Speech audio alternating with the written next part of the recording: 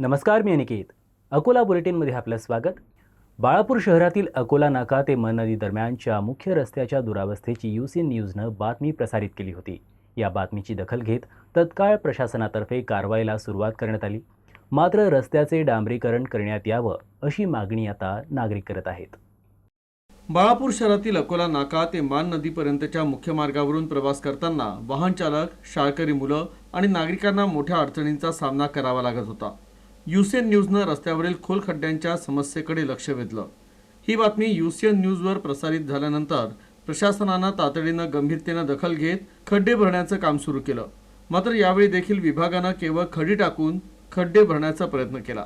स्थानिक रहिवाशांचं म्हणणं आहे की ही तात्पुरती दुरुस्ती फार काळ टिकणारी नाही आणि पावसामुळे लवकरच वाहून जाईल. यापूर्वी देखील अनेक वेळा अशाच प्रकारे खड्डे भरण्यात आले होते, परंतु काही दिवसातच रस्ता पुन्हा खराब झाला. ही दुरुस्ती एका आठवड्यापेक्षा जास्त काळ टिकणारी नाही अशी भीती व्यक्त केली जात आहे. त्यामुळे संबंधित विभागानं केवळ रस्त्याची दुरुस्ती करू नये, तर रस्त्यांवर कायमस्वरूपी डांबर टाकावं, जेणेकरून वाहन चालक आणि शाळकरी मुलांना वारंवार होणाऱ्या त्रासातून दिलासा मिळेल. नागरिकांची प्रलंबित कामं वेळेत पूर्ण करण्यासाठी शासन प्रयत्नशील असल्याचं पालकमंत्री आकाश फुंडकर यांनी सांगितलं. ते छत्रपती शिवाजी महाराज महसूल अभियानाच्या उद्घाटनावेळी बोलत होते. पालकमंत्री म्हणाले, शासनाच्या विविध योजनांचा लाभ पात्र नागरिकांपर्यंत पोहोचवण्यासाठी हे अभियान महत्त्वाचं ठरणार आहे. यावेळी विविध योजनातील लाभार्थ्यांना प्रमाणपत्रे आणि लाभांचे वितरण करण्यात आलं.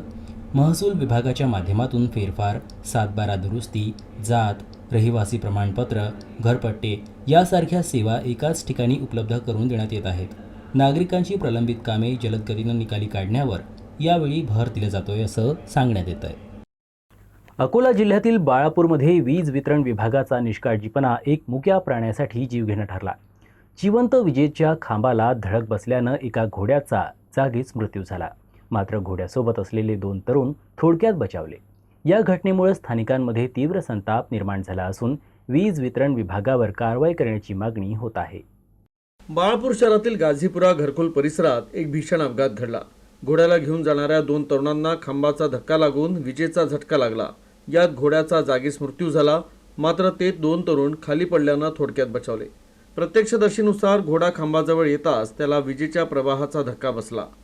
घोड्यासोबत असलेल्या 2 तरुणांनाही विजेचा धक्का बसला, परंतु ते खाली पडल्यानं ते बचावले. या घटनेमुळे स्थानिक नागरिकांमध्ये संतापाची लाट उसळली. लोकांनी या अपघातासाठी वीज वितरण विभागाच्या निष्काळजीपणाला जबाबदार धरलं असून संबंधित अधिकाऱ्यांवर कारवाईची मागणी केली आहे. रहिवाशांचं म्हणणं आहे की जर विजेचं खांब आणि उपकरणांची नियमित तपासणी आणि दुरुस्ती झाली असती तर अशा घटना सहजपणे टाळता आल्या असत्या. तर तरुणांचा प्राण सुखरूप बचावल्यानं मोठी दुर्घटना टळली. अरे मैं घोड़े में के बाहर ला तो थोड़ा टहला रहा था और वापस ला तो रोड में पूरा करना तो घोड़े ने मेरे को भी फेंका और साथ में लड़का था इसको भी करना लगा और एक और है उसको दवाखाने में जाएगा. अच्छा इसको भी लगा क्या? इसको भी लगा. मतलब ये खंभे का तार टूटे हुआ पूरा उससे पूरा रोड में कराना. इससे पहले इलेक्ट्रिक बोर्ड वालों को बोले 2-4 बार हमने, उनको बोले कर लेंगे और अभी तक करे नहीं. आखिर को घोड़ा भी मार गया और बच्ची की भी जान बच गई. 3 जनों को लगा. अकोला जिल्ह्यात हेल्मेट सक्तीची मोहीम सुरू झाली आहे. पहिल्याच दिवशी 1275 विना हेल्मेट चालकांवर ई-चालान करण्यात आलं. मात्र या कारवाईत जागेवर कोणाकडूनही दंड वसूल करण्यात आला नाही. पोलीस अधीक्षक अर्चित चांडक यांच्या आदेशानुसार जिल्ह्यातील सर्व पोलीस ठाण्याच्या हद्दीत मोहीम राबविण्यात आली. शहरातील प्रमुख चौकांमध्ये वाहनाची तपासणी करण्यात आली.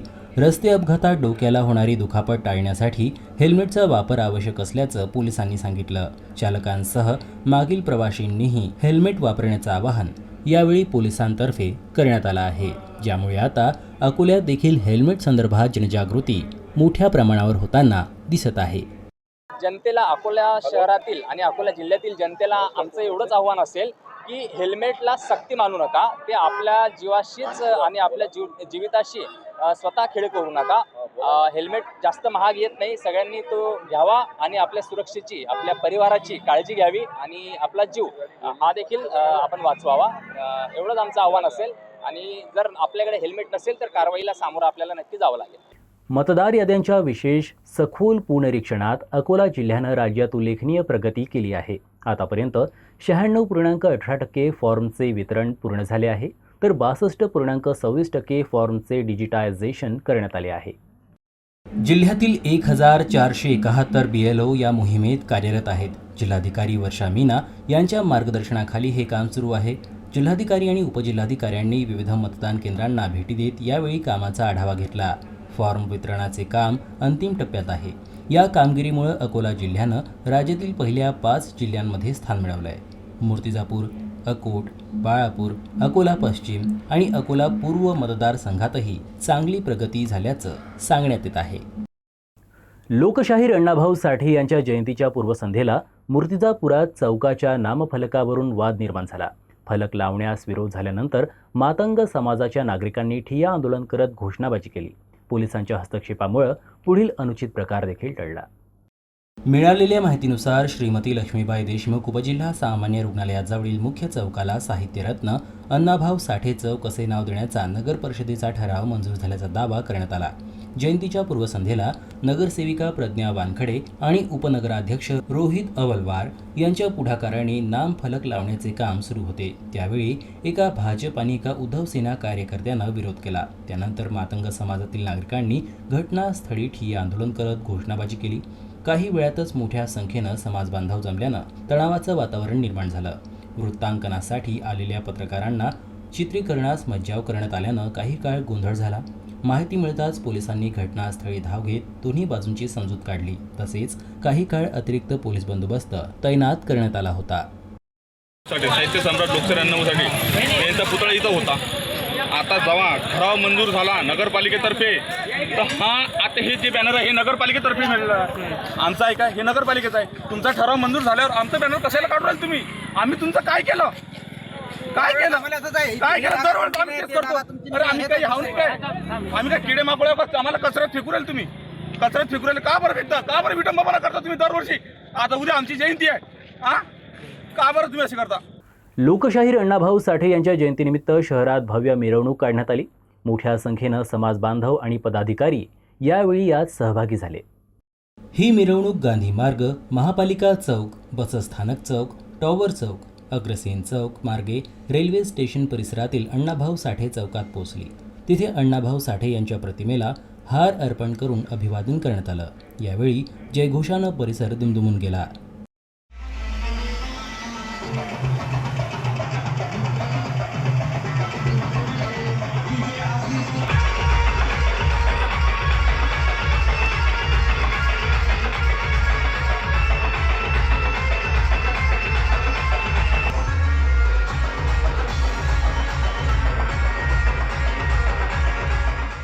अकोल्यात राष्ट्रवादी काँग्रेसतर्फे आयोजित कार्यक्रमात सहकार मंत्री बाबासाहेब पाटील यांनी पक्ष संघटना मजबूत करण्याचं आवाहन केलं.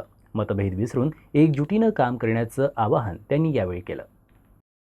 लोकशाहीर अण्णाभाऊ साठे आणि अजित पवार यांच्या जयंतीनिमित्त विश्रामगृहात कार्यक्रमाचं आयोजन करण्यात आलं होतं. यावेळी बाबासाहेब पाटील प्रमुख पाहुणे म्हणून उपस्थित होते. त्यांनी पक्षाच्या पदाधिकाऱ्यांनी तळागाळात संघटना मजबूत करण्यासाठी प्रयत्न करावेत असे आवाहन केले. कार्यक्रमात विविध क्षेत्रातील मान्यवरांचा सत्कार यावेळी करण्यात आला. मोठ्या संख्येनं पदाधिकारी आणि कार्यकर्ते देखील यावेळी उपस्थित होते. असताना पक्षाच्या संदर्भात देखील आमचं धोरण आहे की आपण कार्यकर्त्याशी हितगुज करावं, त्यांची मतं जाणून घ्यावी. आणि दादाचं हे धोरण होतं की पक्षवाढीच्या संदर्भात मंत्री जे जे जिल्ह्यात जातील त्या ठिकाणी कार्यकर्त्याशी हितगुज करून पक्षाला बळकटी कसं करता येईल त्या निमित्ताने या ठिकाणी आम्ही आज योगायोगानं अण्णाभाऊ साठे यांची जयंती आहे. त्यांना अनुसरून या ठिकाणी मी अभिवादन करतो. काही निवेदनं मला प्राप्त झाले, त्या संदर्भामध्ये जे जे काही करणं शक्य आहे ते निश्चितपणे करून तुम्हाला न्याय द्यायचा प्रयत्न करतो. बाळापूर इथं छत्रपती शिवाजी महाराज महसूल समाधान शिबिरात बॅनरवर खासदार अनुप धोत्रे यांचा फोटो नसल्यानं वाद निर्माण झाला. भाजप पदाधिकारी आणि अधिकाऱ्यांमध्ये शाब्दिक चकमकही यावेळी पाहायला मिळाली. कार्यक्रमासाठी लावण्यात आलेल्या बॅनरवर पालकमंत्री आकाश भोंडकर आणि आमदार नितीन देशमुख यांचे फोटो होते. मात्र खासदार अनुप धोत्रे यांचा फोटो नसल्यानं भाजप कार्यकर्ते आक्रमक झाले. त्यांनी उपविभागीय अधिकाऱ्याकडे नाराजी व्यक्त केली. त्यानंतर स्टेजवरील बॅनर तातडीनं काढण्यात आलं. नवीन बॅनर लावल्यानंतर परिस्थिती शांत झाली. काही काळ कार्यक्रमस्थळी गोंधळाचं वातावरण देखील निर्माण झालं होतं. सध्या बातमीपत्रात इतकंच. बातम्यांचा वेग असाच सुरू असेल. बघत रहा UCN न्यूज. नमस्कार.